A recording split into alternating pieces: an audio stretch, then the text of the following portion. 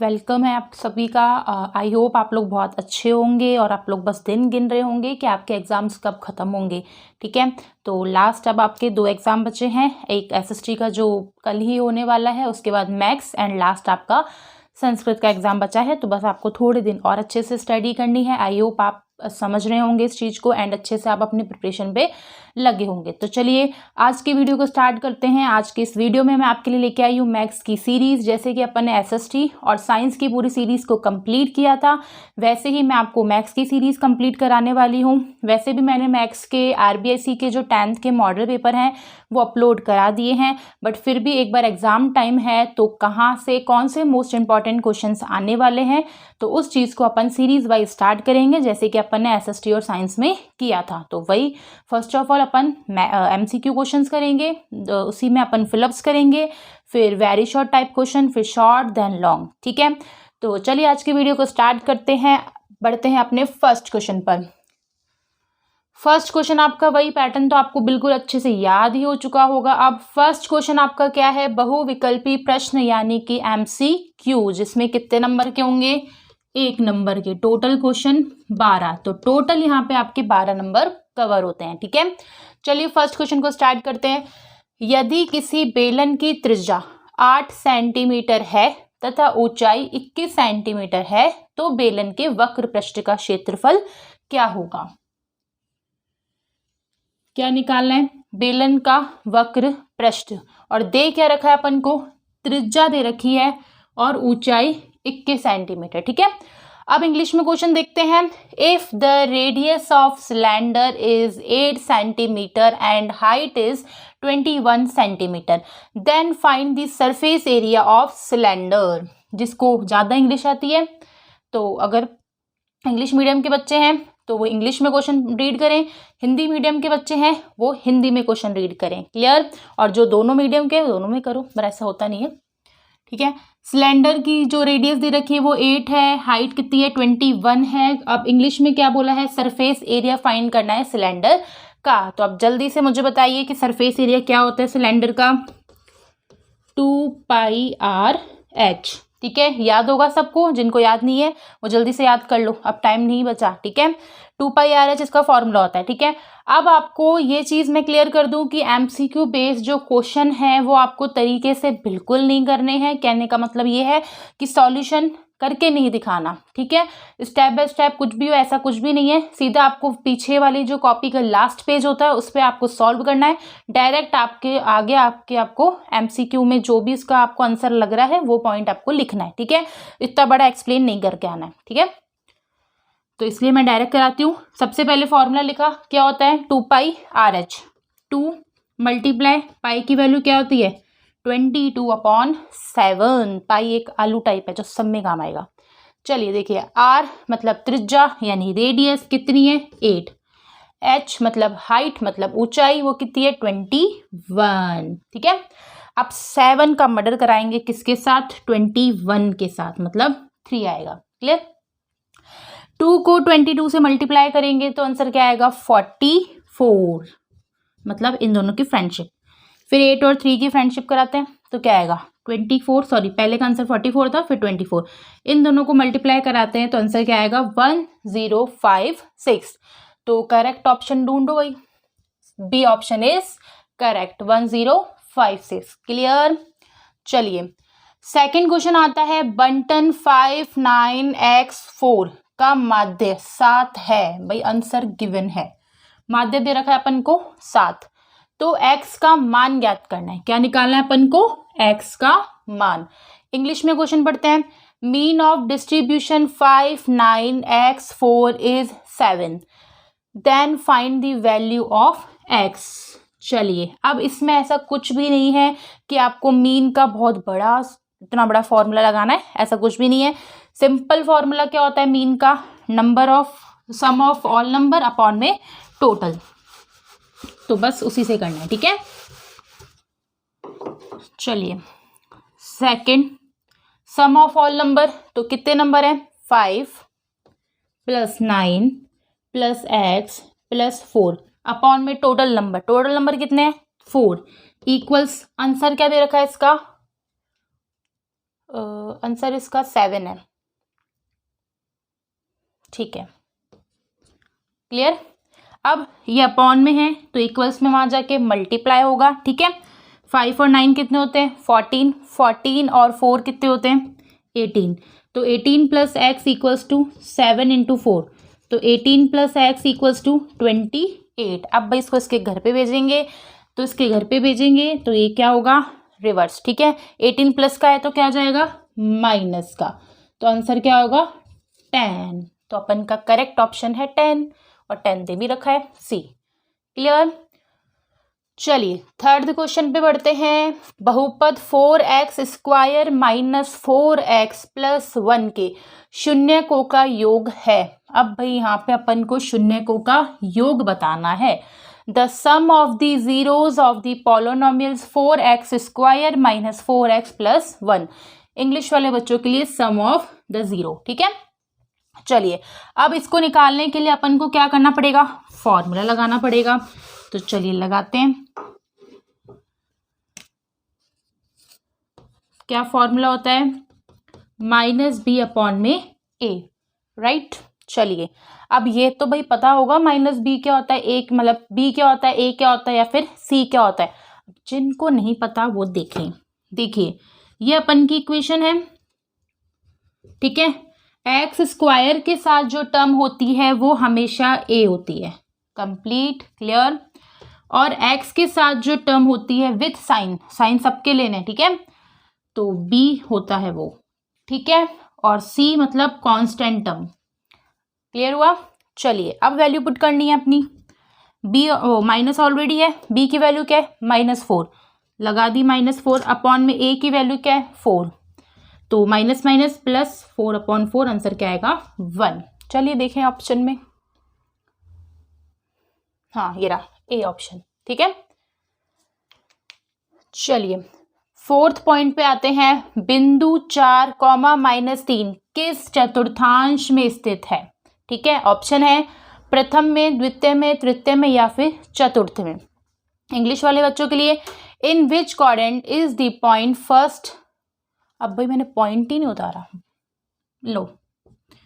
4, -3 first में है, second में है, या थर्ड में है, या फिर फोर्थ में है। तो आप लोगों को पता होगा, या नहीं पता है तो अब पता चलेगा।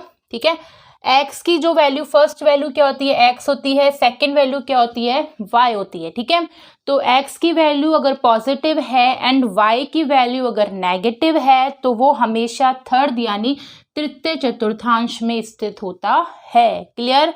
क्या बोला मैंने? एक्स की वैल्यू पॉजिटिव, वाई की वैल्यू नेगेटिव, देन कौन सा क्वाड्रेंट होगा? थर्ड यानी कि तृतीय चतुर्थांश। चलिए फोर्थ पॉइंट पे आते हैं। फोर्थ हो गया, सॉरी फिफ्थ पे आते हैं। एक पासे को फेंकने पर अभाज्य संख्या आने की प्रायिकता क्या है? सबसे पहले तो अभाज्य संख्या क्या होती है? तो अभाज्य संख्या वो होती है जिसका भाग खुद की टेबल में जाता है। तो अब पासे को फेंका है, पासे में कितने नंबर होते हैं? 6, तो अभाज्य संख्या उसमें से कितनी निकलेगी? 3। ठीक है, तो करते हैं इस क्वेश्चन को। तो अभाज्य संख्या कितनी निकलेगी? 3। और प्रायिकता ज्ञात करने का सूत्र क्या होता है? जितने अपन के पास आउटकम है, जितने संभावित परिणाम है वो अपॉन में टोटल यानी कुल नंबर। कुल नंबर कितने होते हैं? 6। काटेंगे तो आंसर क्या आएगा? 1/2। अब इंग्लिश मीडियम के लिए, the probability of getting a prime number when a die is thrown. ठीक है, डाई इज इन थ्रोन। अब इसने क्या बोला? प्राइम नंबर आना चाहिए। अभी बता दिया प्राइम नंबर क्या होता है। ठीक है, तो कितने प्राइम नंबर होते हैं एक डाइज में? 3 प्राइम नंबर्स होते हैं। अपॉन में क्या आएगा? टोटल, तो 3/6 यानी 1/2 इसका आंसर होगा। क्लियर। चलिए 225 को निम्न रूप में व्यक्त करना है, यानी 225 कैन बी एक्सप्रेस्ड एज। अब कैसे में व्यक्त कर सकते हैं, कैसे में एक्सप्रेस्ड करना है? पहले इसको अपन को प्राइम फैक्टराइजेशन मेथड से निकालना पड़ेगा। तो ये 5 की टेबल से, ठीक है, तो क्या आएगा? 45, अगेन 5 की टेबल से 9, अगेन फिर 3 की टेबल से, फिर अगेन 3 की टेबल से। तो इसके पेयर बने 5 की पावर 2, इसके पेयर बने 3 की पावर 2। तो आंसर क्या आएगा? C option is correct. इसका तो ऑप्शन मिट गया भी। सी ऑप्शन क्या होगा? करेक्ट। क्लियर। इस जगह दूसरी भी कोई डिजिट दे देता है तो करना आपको इसी तरीके से होगा। कंप्लीट। चलिए बढ़े नेक्स्ट क्वेश्चन पे। चलिए नेक्स्ट 7th पॉइंट देखते हैं। वर्ग अंतराल 10-25 का वर्ग चिन्ह है। इसमें क्या निकालना है? वर्ग चिन्ह। ठीक है। इंग्लिश में क्वेश्चन है the class marks of class interval 10-25। ठीक है। इसमें क्या निकालना है? Class mark. अब ये कैसे निकलता है? तो इसका फॉर्मूला क्या होता है कि दोनों जो अपन के पास ग्रुप दे रखे हैं, जो क्लास इंटरवल दे रखे हैं, यानी जिसको वर्ग अंतराल बोलते हैं, ठीक है, उन दोनों को क्या कराना होता है? प्लस और अपॉन 2 का क्या लगाना पड़ता है? डिवाइड। तो चलिए दोनों को प्लस कराते हैं। तो 35 में डिवाइड 2 कराएंगे तो आंसर क्या आएगा? 17.5। तो इसका करेक्ट ऑप्शन होगा ऑप्शन नंबर सी। ठीक है। चलिए नेक्स्ट देखते हैं। √2, √8, √18, √32 का सार अंतर होगा। What is common difference of √2, √8, √18 and √32? Common difference यानी सार अंतर को क्या बोलते हैं? डी। डी कैसे निकालते हैं? A2 माइनस A1 करके, याद है? ठीक है। बड़े वाले में से छोटा वाला माइनस करते हैं। चलिए बड़े वाला मतलब A2 को बोला है मैंने। ठीक है। तो √8 में से माइनस करो भाई √2। अब ये दोनों है रूट के, तो ये तो माइनस हो नहीं सकते। ठीक है। तो सबसे पहले क्या करना पड़ेगा? मुझे √8 को स्मॉलेस्ट फॉर्म में, सिंपलेस्ट फॉर्म में चेंज करना पड़ेगा। तो √8 को मुझे क्या करना पड़ेगा? एलसीएम निकालना पड़ेगा। तो जल्दी जल्दी इसका एलसीएम निकालते हैं। ठीक है। कंप्लीट। एलसीएम निकालने के बाद आंसर क्या आया? इस 3 पार्ट में। ठीक है। तो यानी कि 2 × 2 × 2। अब इन दोनों का अपन स्क्वायर, इन दोनों का जो है रूट निकाल सकते हैं। वो आंसर क्या आएगा? 2। और इसका रूट नहीं निकल सकता तो इसमें क्या आएगा? √2। तो इसका सही पहले तो यहाँ पे लिखेंगे 2√2 माइनस √2। अब ऐसा नहीं करना है कि √2 में से √2 को कट कर दो 2 आंसर। ठीक है। ऐसा नहीं होगा। यहाँ पे 2√2 है, यहाँ पे 1√2 है, तो 2 में से 1 गया तो 1√2। तो आंसर इसका सही क्या होगा? 1√2, मतलब ए ऑप्शन इज करेक्ट। ठीक है। उसके बाद नेक्स्ट 9th पॉइंट है। प्रथम 5 विषम संख्याओं का माध्य मान है। Mean value of first 5 odd number. ठीक है। तो अब ऑड नंबर की मीन निकालना है, उसका माध्य निकालना है। तो चलिए वो स्टार्ट करते हैं। तो अब इसका मीन 5 का, अब इसने संख्या यानी नंबर नहीं दी, इसने केवल क्या बोला है? 5 विषम संख्या यानी कि फर्स्ट 5 ऑड नंबर चाहिए। तो उनकी वैल्यू क्या होती है? 1, 3, 5, 7, 9, 1, 3, 5, 7, 9। अब मीन निकालने के लिए सबको क्या करना पड़ता है? प्लस अपॉन में टोटल कितने? 5। चलिए सबको प्लस करते हैं। 3 + 1 4, 4 और 5 9, 9 और 9 18 और ये 25। इसमें 5 का डिवाइड यानी आंसर क्या आएगा? 5। तो 5 यानी बी ऑप्शन इज करेक्ट। ठीक है। उसके बाद है एक्स अक्ष पर स्थित किसी बिंदु की कोटि होती है। The ordinate of a point on the x axis is. X axis पर हमेशा पॉइंट क्या रहता है? 0। तो बी ऑप्शन इज करेक्ट। ठीक है। 2 tan 30 डिग्री का मान है। Find the value of upon, ये भी है 2 tan 30 डिग्री अपॉन 1 - tan² 30। ठीक है। तो tan 30 का मान क्या होता है? tan 30 का मान होता है 1/√3। ऐसे ही यहाँ लिखेंगे 1 - 1/√3 का होल स्क्वायर। ठीक है। 2 × 1 = 2, तो 2/√3 हो जाएगा ये। करेक्ट। उसके बाद अपॉन में 1 - 1 का स्क्वायर 1 होता है, √3 का 3 होता है, तो 2/√3। तो इसका एलसीएम लेंगे। 3 और 1 का एलसीएम क्या होता है? 3। 1 में 3 का डिवाइड लगाएंगे, 3 3 × 1 = 3, तो 3 - 1, तो 2/√3 अपॉन में 2/3। अब 2/√3 था, ये क्या है? रेसिप्रोकल, मतलब उल्टा होके ऊपर जाएगा। तो 2/3 की जगह क्या बन जाएगा? 3/2। इस 2 से ये 2 को कैंसिल कर दो। अब आपको पता है कि पूरे होल नंबर यानी पूरी संख्या में 2 रूट होते हैं, सेम वैसे। ठीक है। तो √3 × √3/√3, √3 से √3 कट जाएगा तो आंसर क्या आएगा इसका? √3, यानी डी ऑप्शन इज करेक्ट। ठीक है। लास्ट MCQ देखते हैं इसका। 12 और 15 का ल, स, प और म, स, प होगा। ठीक है। तो यानी इसको बोलते हैं लघुत्तम समापवर्त है और इसको महत्व। ठीक है। अब इंग्लिश में क्वेश्चन है find LCM and HCF of 12 and 15। ठीक है। चलिए निकालते हैं। अब यहाँ पे पहले तो अपन को क्या निकालना है, एलसीएम भी निकालना है और एचसीएफ भी निकालना है, ठीक है। अब इसमें एलसीएम निकालने के लिए अपन को क्या करना पड़ता है, साथ में लेना पड़ता है दोनों को। तो मैंने ले लिया 12 और 15 को साथ में, ठीक है। तो इसमें आप एलसीएम निकालते हैं, 2 की टेबल से 6 और या 3 की टेबल से डायरेक्ट ले लेते हैं, 4 टाइम्स 5 टाइम्स, फिर 2 की टेबल से 5 एज इट इज़, फिर 2 और 5, ठीक है। तो क्या आया, 3 2 ज़ा 6, 6 2 ज़ा 12, 12 5 ज़ा 60। तो यहाँ देख लो 60 कौन सा ऑप्शन है, ये वाला। तो इसका करेक्ट आंसर क्या होगा, एक ही निकाल लो तो ही डायरेक्ट आंसर पता चल जाता है, ठीक है। और अगर यहाँ पे 60 दो जगह हुआ तब क्या करना है, तो फिर आपको HCF भी निकाल के देखना है। तो HCF कैसे निकलेगा, पहले 12 का निकालो, ठीक है। तो इस तरीके से 12 का अपन ने निकाल लिया। उसके बाद यहाँ निकाल लेती हूँ 15 का। अब दोनों में कॉमन डिजिट कौन सी है वो देखनी है, ठीक है। यहाँ पे 3 है और यहाँ पे भी 3 है, तो 3 क्या है, दोनों में कॉमन है, तो 3 भी आंसर करेक्ट, ठीक है। बढ़ते हैं नेक्स्ट क्वेश्चन, फिलिप्स यानी रेगिस्तान पर, ठीक है। चलिए नेक्स्ट सेकंड क्वेश्चन देखते हैं। वो रेगिस्तान का था, मतलब फिलिप्स के क्वेश्चन है। 6 पॉइंट होंगे पर क्वेश्चन आपका 1 नंबर का होगा, ठीक है। फर्स्ट वाला देखते हैं, इसमें क्या दे रखा है, 3 माध्यक इक्वल्स डैश प्लस 2 माध्यक, ठीक है। इंग्लिश वालों के लिए क्वेश्चन है 3 medians equal dash plus 2 mean. तो ये किससे मिलके बना होता है, इसका आपको पता है, रिलेशन का यानी संबंध का एक फॉर्मूला है।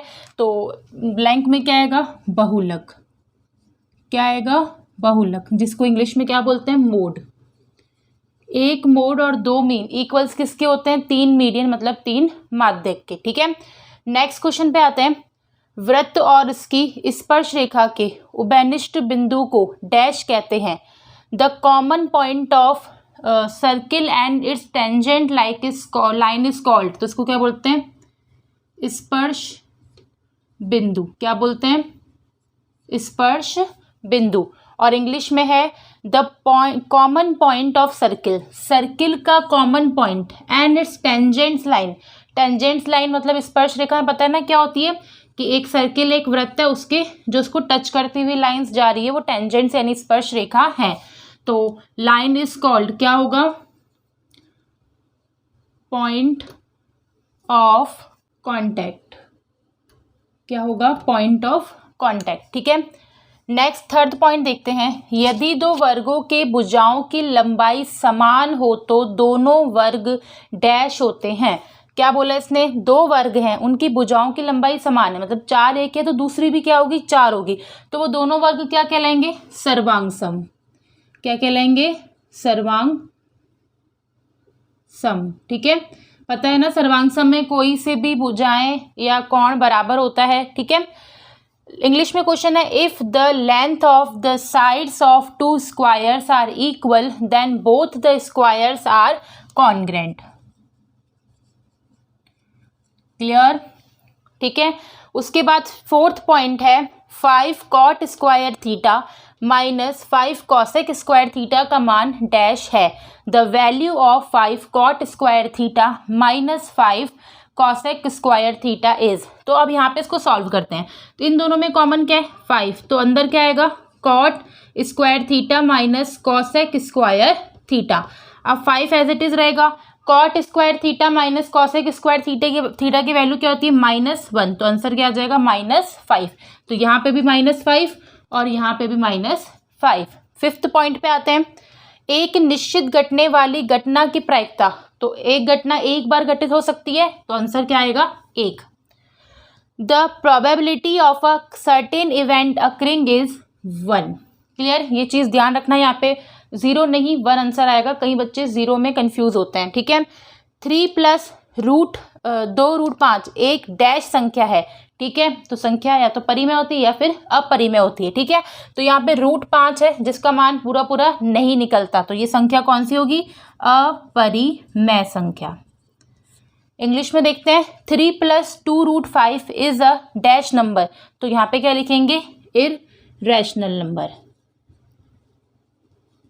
कंप्लीट। तो आज इस वीडियो में अपन ने क्वेश्चन नंबर फर्स्ट जो MCQ बेस्ड क्वेश्चन थे यानी बहुविकल्प प्रश्न थे वो किए थे। क्वेश्चन नंबर सेकंड फिलिप्स वाले क्वेश्चन किए हैं। नेक्स्ट वीडियो में अपन वेरी शॉर्ट वाले क्वेश्चन को कंप्लीट करेंगे विथ सॉल्यूशंस के साथ। तो मिलते हैं नेक्स्ट वीडियो में। Thank you.